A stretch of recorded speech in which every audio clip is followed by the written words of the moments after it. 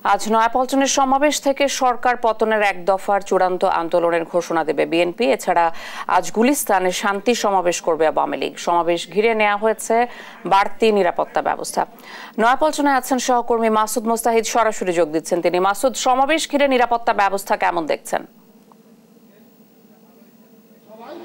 ইশিকা, আপনি জানেন যে আজকে দুটি দলেরই সমাবেশ রয়েছে, যার কারণে কিন্তু সকাল থেকেই বলা চলে, সকাল থেকে না বেশ কয়েকদিন থেকে উত্তাপ আমরা দেখতে পাচ্ছি রাজনৈতিক অঙ্গনে।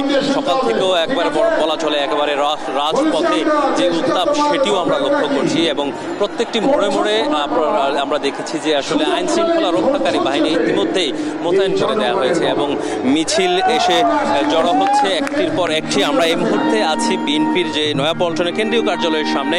বেলা 2টায় এখানকার যে সমাবেশ, এক দফা দাবির যে সমাবেশ বিএনপির, সেই সমাবেশ শুরু হবে। ইতিমধ্যেই কিন্তু আপনি হয়তো দেখতে পাচ্ছেন যে পুরো সমাবেশ স্থলে সাধারণ নেতাকর্মীরা এসে হাজির হয়েছেন এবং তারা তাদের মতো করে আসলে সমাবেশের আগ মুহূর্তে,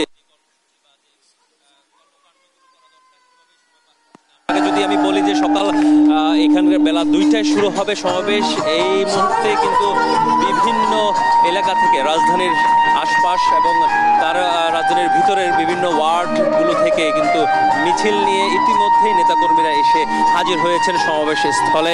যদিও সকাল থেকে প্রচণ্ড গরম, এই গরম আবহাওয়ার মধ্যেও কিন্তু নেতাকর্মীরা এসে হাজির হচ্ছেন। আমরা দেখতে পাচ্ছি আশপাশের যে দোকানপাটগুলো রয়েছে বা যে ফুটপাত রয়েছে, সেখানেও কিন্তু আমরা অনেক নেতাকর্মীকে এই গরমের মধ্যে এসে ছায়া খুঁজছেন অনেকে আমরা।